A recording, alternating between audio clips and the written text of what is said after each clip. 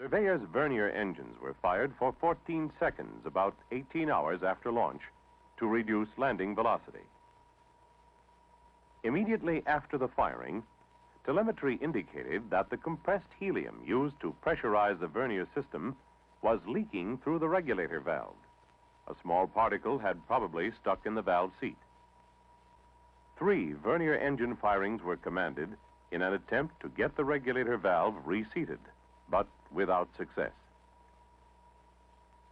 Emergency tests at Edwards Air Force Base and at the Hughes facility in Placerita Canyon were run to determine minimum helium pressure and propellant requirements for an emergency soft landing.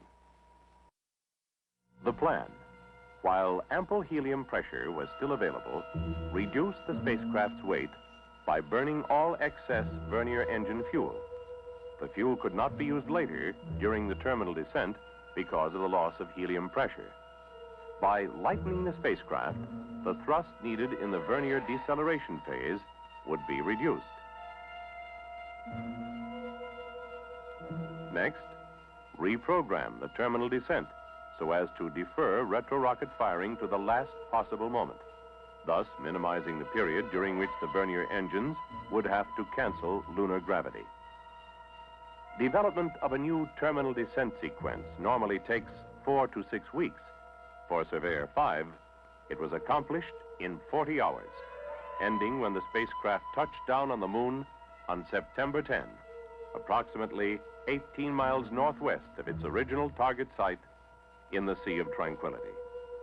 The first lunar chemistry set is shown in this picture, ready to do its job of analyzing the composition of the lunar soil. At the Jet Propulsion Laboratory, work continued on the mosaic, showing details of each of the Surveyor landing sites. In all, Surveyor 5 sent more than 18,000 pictures during the first lunar day and transmitted a total of 86 hours of alpha scattering data.